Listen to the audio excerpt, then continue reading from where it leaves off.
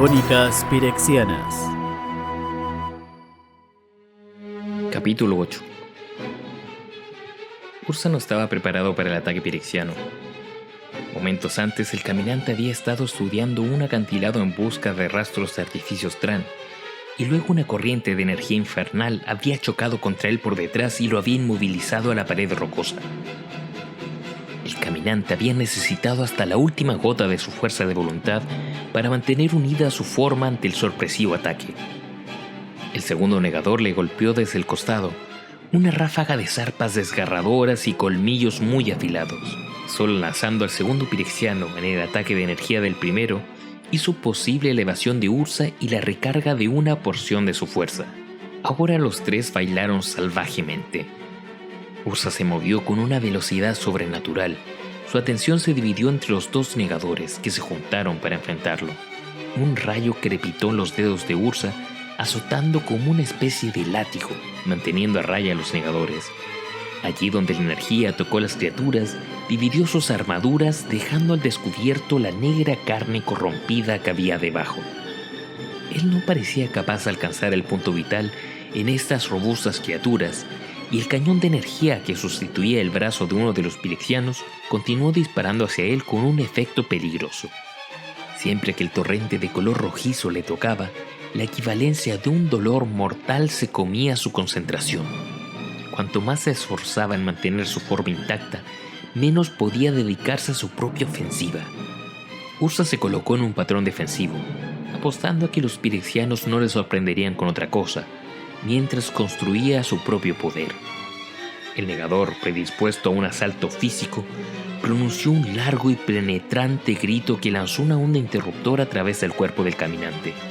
Una brisna de ardiente energía proveniente del cañón capturó a Ursa en el brazo y durante un breve instante recordó el dolor mortal de una quemadura, así como la interrupción de su forma inmortal. Una sensación que había estado muy contento de no volver a recordar. Extrayendo poder de sus recuerdos de las montañas de Urlón, convocando el poderoso maná que ofrecían, Ursa emitió rayos desde ambas manos, que fueron apilándose frente a él. El grupo vibró y creció escupiendo arcos de chasqueante energía.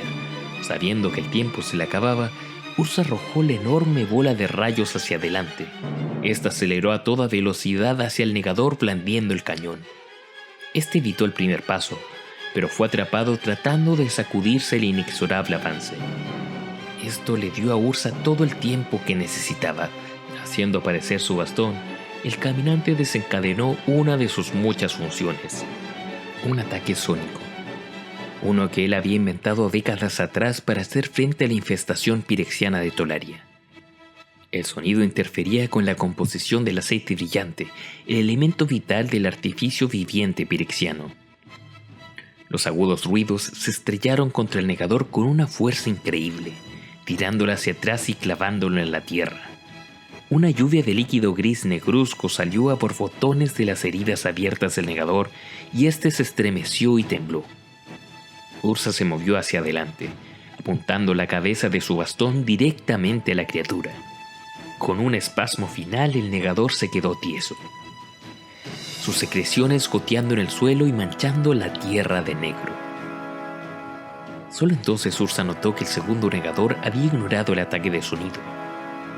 Este todavía lo esquivó con agilidad, evadiendo la colección pulsante de energía que lo seguía detrás sin cesar. No habría escape al golpe, solo el retraso. Pero el caminante no podía estar seguro de si ello sería suficiente para matar al negador. Extrayendo el maná como lo había hecho un momento antes, Ursa desarrolló rápidamente otra tormenta eléctrica parecida y la arrojó al pirexiano acorralado. Débil por los ataques en su contra, y considerando que el otro negador podría haber enviado una llamada a los demás, Ursa lanzó su forma al interior del caos que existía en el entremundos y se alejó caminando. Mientras que el dolor de la quemadura se había desvanecido tiempo atrás, su memoria continuaba preocupada en el fondo de su mente. Flanqueado por 4 de los blindados soldados pirexianos, sus armaduras refulgiendo de un naranja opaco en el ardiente resplandor de los tubos de lava, Davol recorrió las instalaciones principales dedicadas a la producción de piedra variable. Los gigantescos discos de cuchillas girando en sus cubiertas por encima de su cabeza generaban la mayor parte de la potencia mecánica necesaria.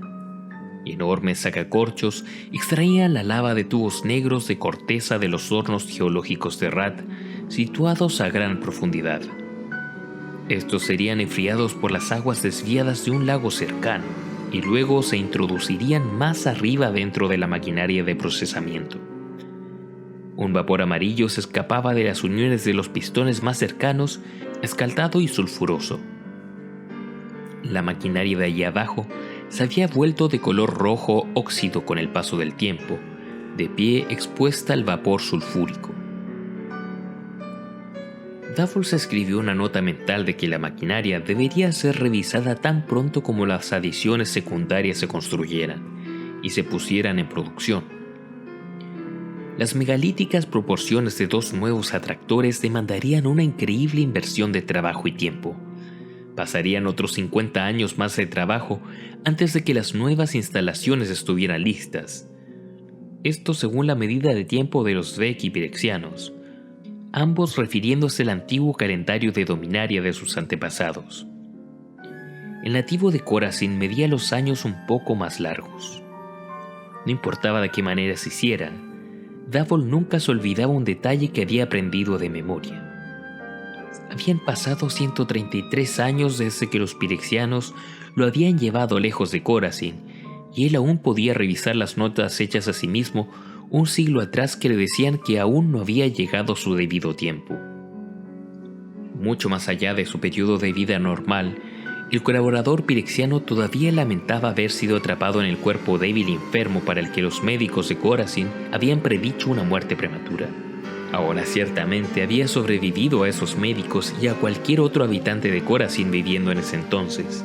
Los pirexianos le habían mantenido con vida y ofrecido una serie de mejoras, cuando les había convenido a sus necesidades, pero poco más.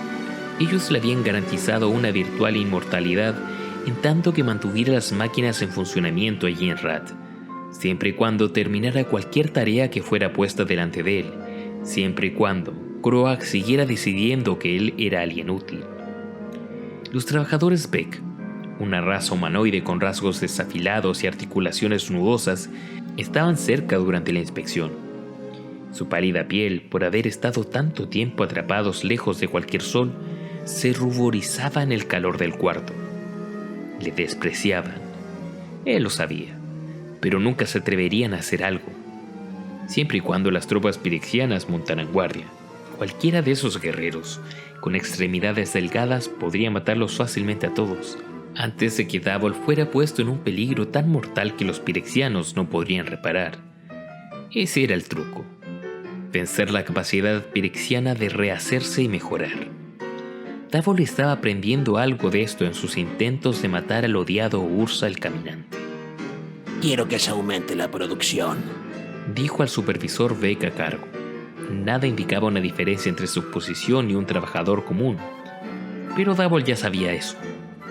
Todo se reducía a que ellos supieran que deberían responder con sus vidas si surgía cualquier problema. Su política era simple. Si un supervisor fallaba en llevar a cabo las tareas encomendadas a él, miraría cómo los que estaban bajo sus órdenes morirían en lugar de él. La política era muy eficaz y los Vex se vigilaban a sí mismos para hacer que los supervisores no tiraran a la basura sus vidas innecesariamente.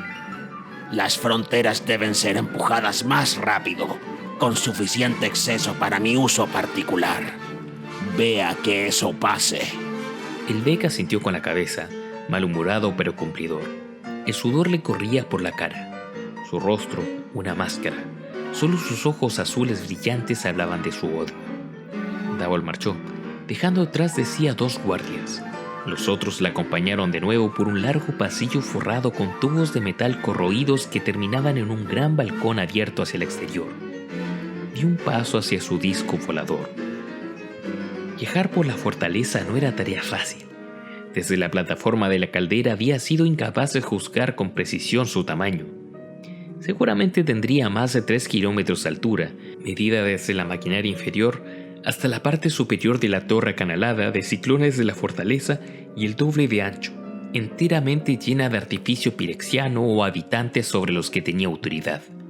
Sus guardias se unieron a él y Davos le ordenó mentalmente a su disco que se elevara y se moviera a través de la pared abierta.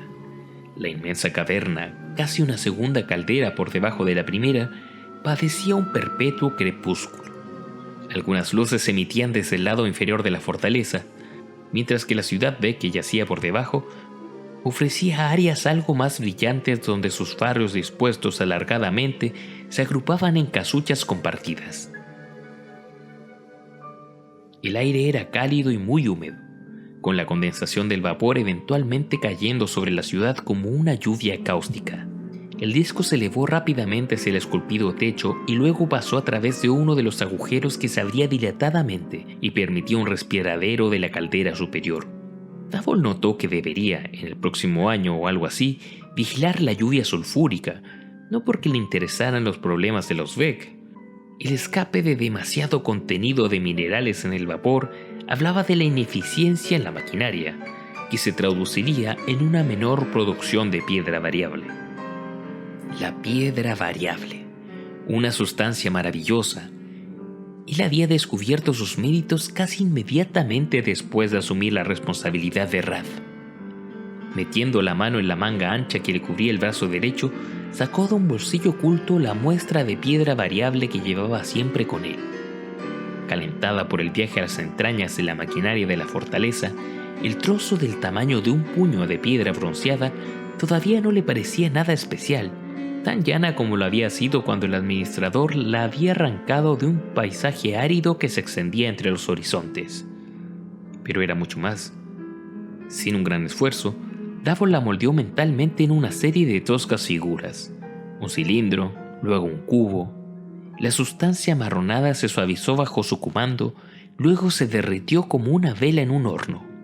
Excepto que la piedra no se escurría de su mano, sino que se transformaría en cualquier forma que él deseara. Un barco, un huevo, una vara corta. Era mucho más dura que cualquier piedra regular, y al parecer no tenía límites a lo que podría lograr. Se concentró un poco más, y el corto bastón se fundió en un cuchillo con un fino mango de hueso y un borde muy afilado. Un toque más pensativo y el mango se suavizó, como si estuviera envuelto en cuero. Davos había hecho armas con hojas muy finas, como para ser capaces de marcar al más duro metal pirexiano. Al parecer, la piedra variable obedecía a los que tenían poder sobre el plano de Rad, tanto en pequeñas porciones como las que él sostenía, como en enormes llanuras del material. Un Edincar, nombrado por Pirexia, poseería un pleno dominio. Ahora Davos y Croag compartían ese poder. El miembro del círculo interno de Pirexia, un invitado permanente de la fortaleza, y mirando constantemente sobre el hombro de Davos. Davos no dudaba en dónde descansaba la verdadera autoridad final sobre Rad, pero Croag mostraba poco interés en la manipulación de la piedra variable, y sería el control de ella lo que podría terminar siendo el factor decisivo de quien verdaderamente regiría en Rad. El cuchillo se suavizó y cambió de forma en su mano. El disco salió por la ventilación superior y voló sobre las superficies inferiores de la fortaleza. El metal negro brilló cuando los relámpagos cayeron en cascada en el cielo encima de él y bañaron la caldera en una hermosa y sobrenatural lluvia roja. Davos le envió al disco en un largo planeo alrededor de la torre principal de la sala del trono. En su mano tenía una exquisita corona de piedra variable. Sí, la piedra variable era uno de los dos caminos que tenía pleno poder allí en Rad. Un poder que Davos pretendía tener. Ursa el Caminante era el segundo camino del poder de Rad. Los pirexianos despreciaban a Ursa más que a cualquier otra entidad en el multiverso conocido, y una recompensa inimaginable esperaba a aquel lo suficientemente inteligente que pudiera liberar a la oscura raza de él. A pesar de los mejores esfuerzos de Davos a lo largo de las 6 décadas pasadas, colocando trampas e instruyendo a los negadores sobre nuevas tácticas, el caminante seguía empeñado en existir. Algo debía hacerse, y no solo planearse, sino llevarlo a cabo directamente. Algo que exactamente no era una de las fortalezas de Davos. se paseaba por el suelo donde un buscador había traído los últimos cadáveres de los negadores después de su descubrimiento en otro plano. 2 de ellos, esta vez más pequeños que la mayoría, pero muy mortales y extremadamente rápidos. El administrador de Rat había esperado que sus reflejos aumentados habrían de compensar las defensas de Ursa, pero obviamente no había sido así. Sus caparazones de armaduras habían sido fundidas abiertas en una docena de lugares. La carne ennegrecida del primer cadáver apareció completamente quebrantada, y Davol la encontró desecada de todo aceite brillante. El segundo negador llegó en 3 piezas, habiendo sido atrapado en un torbellino de energía cuyo origen Davol no podría ni siquiera adivinar. Este chorrió aceite que se extendió en forma de charco. La intermitente luz de la habitación brilló sobre él en un arco iris vaporoso. El área apestaba a carne carbonizada, aceite quemado y acero caliente. Se mantuvo de pie, mirando cómo el aceite se esparcía en el piso de metal pulido, y pensando. Oyó el chirrido de las fibras de metal deslizándose unas sobre otras. Croag. Ursa del caminante, vive. Dijo Croag sin preguntar. El pirexiano se detuvo junto a Davol, con su cráneo hendido mirando hacia abajo a los negadores en ruinas. Davol asintió con la cabeza. Obviamente. La voz del miembro del consejo todavía le sonaba a él como una serie de chillidos y siseos parloteantes, pero el pirexiano había juzgado conveniente completar el oído interno de Davol, por lo que actualmente esos sonidos ahora tenían sentido para él. Haber removido la barrera del lenguaje también había suavizado el miedo a Davol el pirexiano, quien ya no le parecía tan extraño. Además de que vivir en la sombra de la muerte por más de un siglo endurecería a cualquiera ante su presencia. Croag se giró en la dirección de Davol. ¿Qué harás ahora? Estoy pensando. Davol le dio una patada a un brazo roto con la punta de una bota blindada. El brazo en realidad era un cierto tipo de cañón, capaz de entregar una corriente de energía infernal que podría interrumpir los patrones de energía de un caminante de planos. Este rodó dejando tras de sí un rastro de hollín y lodo aceitoso. Tuvieron la suerte de tener los cadáveres para examinarlos. A menudo nunca eran recuperados. No funcionaron como yo esperaba. Una predicción que podía haber sido hecha con facilidad. Los negadores no se ajustaban a un diseño en particular. Estos pirexianos iban desde bajas y voluminosas creaciones hasta enormes dragones mecánicos de guerra. Lo más grande no siempre significaba lo mejor, con la excepción a veces de que tuvieran un objetivo mejor. Para Davol, quien se basaba en la capacidad para organizar y categorizar, tales funciones provocaban evaluaciones difíciles. Ursa el caminante debe morir. No debe interferir nuevamente. Un brazo esquelético se alzó hacia Davol y sus afilados dedos barriendo lentamente el aire ante el rostro del administrador. Usted está fallando. Los ensanchados ojos de Davol se quedaron mirando las garras que sobrevolaron a centímetros de su cara. Con un nudo en la garganta, no mantuvo ninguna vacilación en su voz. Estoy haciendo lo mejor que puedo.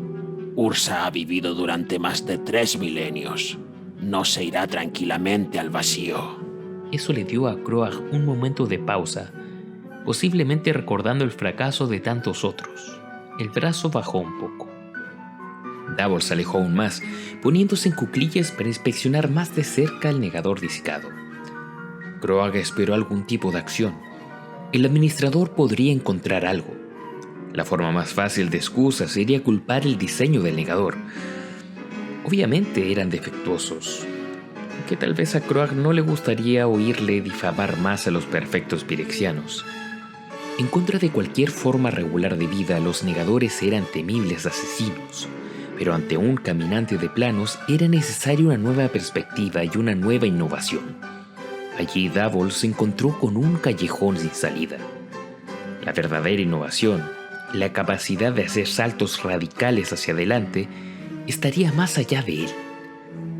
Tenía la sensación de que Croag sabía esto, de que su inmersión en los detalles y su incapacidad para un pensamiento radical eran razones importantes por las que había sido seleccionado para esa posición en Rat. Lo hacían el administrador perfecto, en el cual se podía confiar como los pirexianos confiaban en cualquier persona que no fuera de su propia raza. En realidad, él sí pudo ver áreas en los negadores pirexianos que podrían ser mejoradas. La dificultad radicaba en su falta de comprensión de los puntos fuertes y debilidades del caminante de planos. Tomará tiempo, Dijo tras pensarlo un poco. Extendió la mano y trazó una cicatriz que se fundió en la armadura del negador. Sus pálidos dedos extrajeron solo una mancha de color negro. Más tiempo del que había pensado. Pero creo que es posible. Ursa, el caminante de planos, puede ser destruido. ¿Cómo? Chilló, y Davol captó un indicio de intensidad detrás de esa única palabra. Por primera vez, Davol se preguntó si Croag de alguna manera tenía un interés personal en la muerte de Ursa. ¿Acaso el miembro del Consejo Interno también vivía bajo la sombra de la muerte?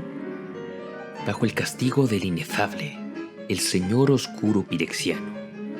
Un escalofrío le hizo temblar su pálida piel. Tenía mucho sentido. Mirando hacia atrás en las últimas 6 décadas de presencia de Croag y constante interferencia, los datos habían estado incompletos hasta ahora. Davol había sido incapaz de poner un toque mental sobre ese pirexiano. Su mente era demasiado ajena y había dependido demasiado de sus portavoces durante muchos de esos años. Respondió a Croag con su propia pregunta. ¿Puedo completar a los negadores con mis propias especificaciones? La tela metálica se retorció, desplazándose hacia arriba y envolviendo por un segundo el rostro de Croag, dejando un brillo resplandeciente sobre la grisácea piel al descubierto del pirexiano. Eso se puede arreglar. Debido al infrecuente contacto entre los negadores y el caminante, podría tomar décadas solo para mejorar las habilidades sensoriales de los negadores, de modo que los cadáveres recuperados pudieran proporcionar mejores datos en sus observaciones de Ursa, así como la propia habilidad del negador para luchar contra él. Podrían pasar siglos antes de que Davol pudiera aspirar a mejorar su diseño. Sin embargo, esta era la mejor forma en la que él trabajaba, capaz de organizar y manipular una infinidad de datos para averiguar la ruta más eficiente. Su plan mostraría un progreso constante, que le compraría una existencia que se extendería varias veces sobre el curso natural de la vida de un nativo de Corazy. Además, este proceso evolutivo le permitiría crear un ejército de negadores con una capacidad más letal de la que Pirexia nunca habría conocido. Esta única presentación le podría traer a Davol su propia completitud y el nombramiento de Edinkar de Rata. ¿Acaso esta no era la forma pirexiana, después de todo, de mejorar la generación actual que había fracasado en la anterior? Davol sintió que la muerte del caminante estaba asegurada. El poder de los números estaba de su lado.